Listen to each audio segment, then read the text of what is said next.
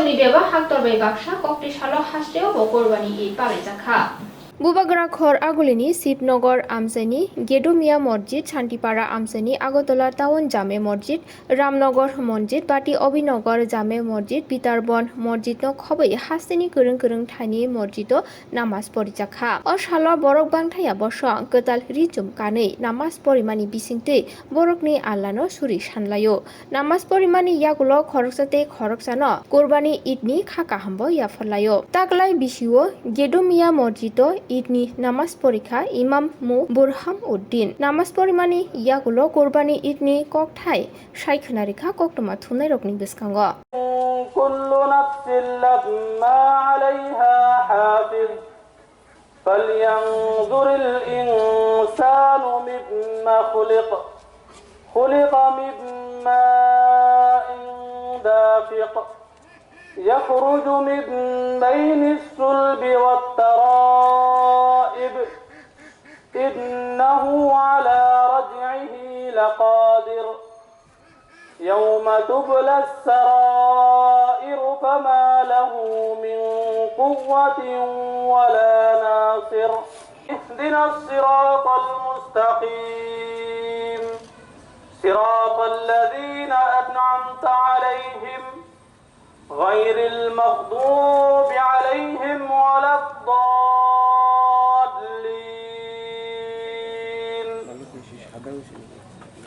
الله أكبر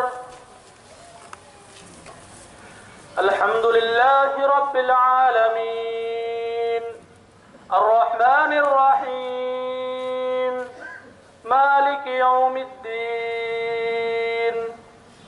এর মধ্যে আল্লাহ একটি মোহাব্বত কায়েম করে দাও ইয়া আল্লাহ আমাদের মধ্যে একটি মিল মোহাব্বত কায়েম করে দাও ইয়া আল্লাহ আমাদের সবাইকে তুমি maaf করে দাও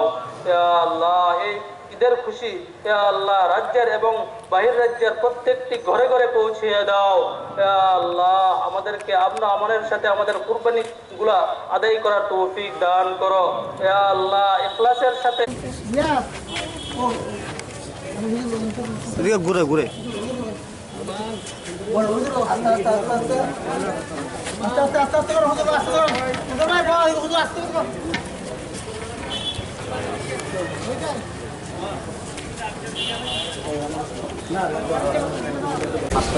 আজ থেকে প্রায়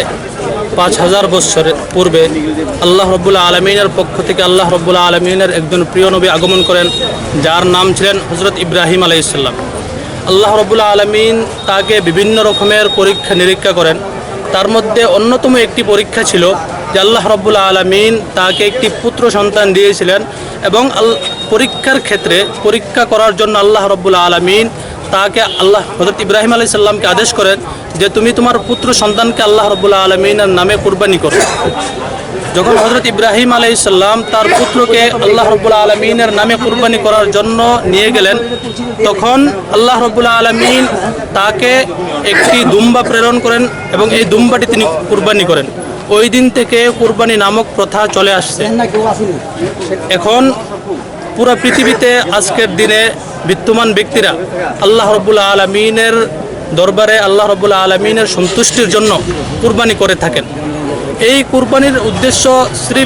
শুধুমাত্র মাংস খাওয়া নয় বরং এলাকার গরিব দুঃখীদের সঙ্গে কুরবানিকে শেয়ার করা এবং খুশি শেয়ার করা এই কুরবানির উদ্দেশ্য যেমন এবং কুরবানি করার অন্যতম আরেকটি উদ্দেশ্য হলো নিজের মন থেকে ঘৃণা হিংসা বিভেদকে দূর করে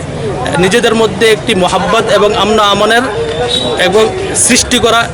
এবং নিজের সর্বদা দেশের জন্য এবং জাতির জন্য